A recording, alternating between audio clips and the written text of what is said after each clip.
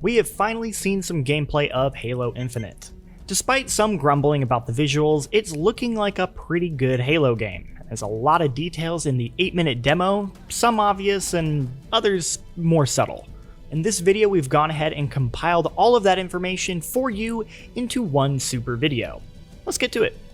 Let's start with the story. The opening of the demo sets the time frame on May 28th, 2560, 167 days after we lost.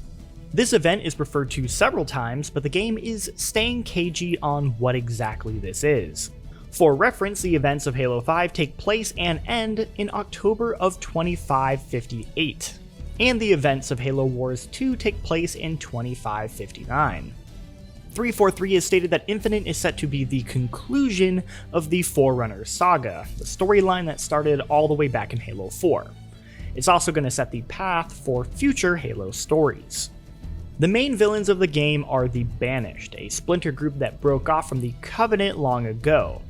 They were the main antagonists of Halo Wars 2, and no, you do not need to play that game in order to understand the story of Infinite according to 343. The leader of the Banished in Infinite is War Chief Escharum. I'm gonna go ahead and say that. He has taken over the Banished in place of Atriox, the villain from Halo Wars 2. He and his Banished have taken control of a Halo ring, presumably Installation 04, the ring from Combat Evolved, and is seemingly trying to repair it. In his big speech at the end of the demo, he mentioned the Harbinger, someone who shares the same goal as the Banished. We don't know who this is, and 343 isn't telling. But, come on, it's probably Cortana.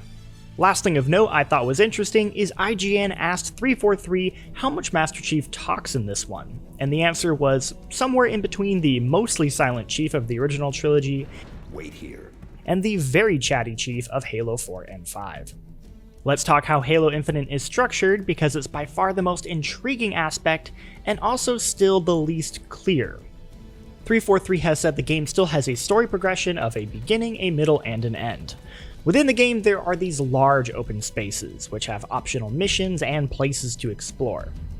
How much of the game is like this is unclear. They have stated that you can return to previous areas to explore places you missed, though. As a part of this new open level design, 343 has stated that the game is several times larger than our last two campaigns put together, which will make it the largest Halo game to date.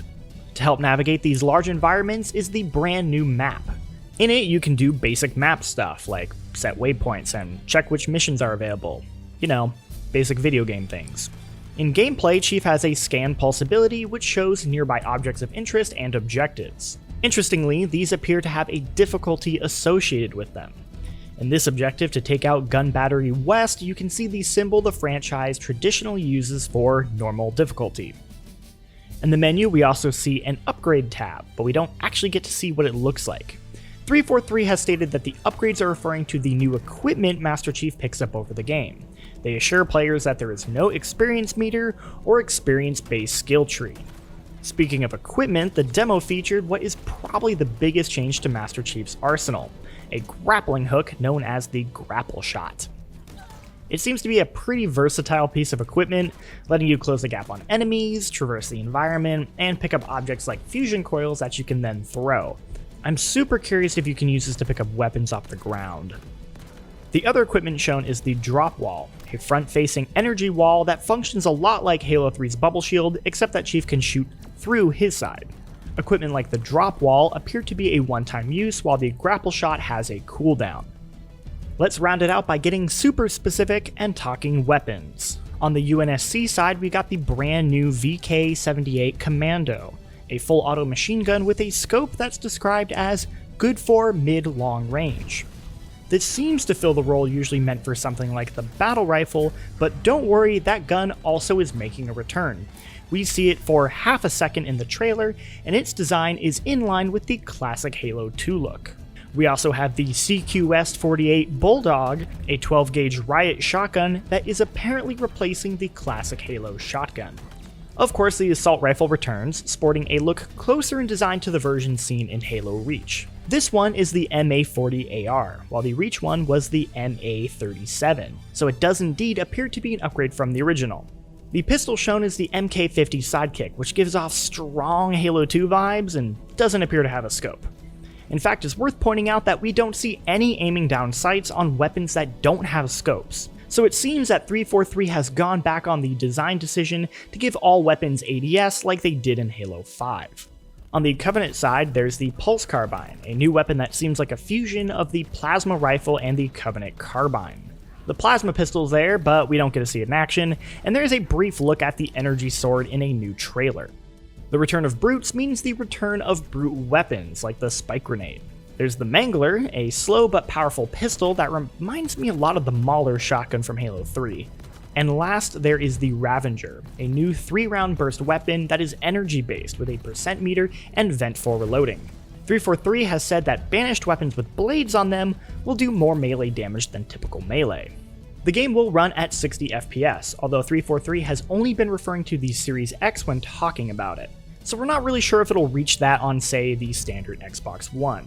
It will also run up to 4K on the Series X. They've also stated that next-gen features like ray tracing will be coming post-launch as a free update. Now, the demo has been getting some flack for its visuals.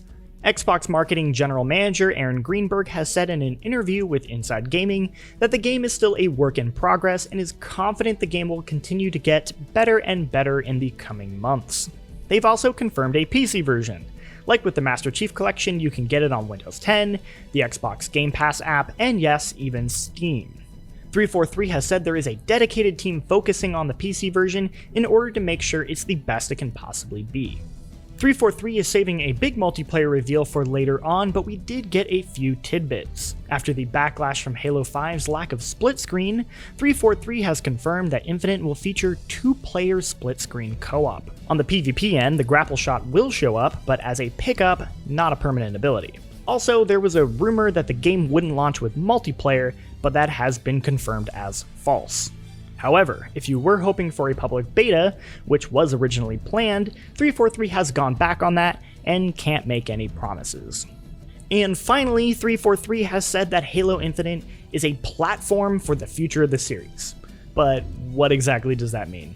Instead of another box sequel, future Halo stories will be added onto Infinite, and they've built the game and their tech around this idea. 343 has stressed that Halo Infinite isn't a live service game like Destiny, and this idea is more like how they've been continually adding to the Master Chief Collection over the years. And that is every little detail we now know of Halo Infinite. The game is scheduled for a fall release with the Xbox Series X, which is coming up really fast. Expect a lot more details on Halo Infinite in the coming months, so come back to GameSpot for all of the latest information. Thanks for watching.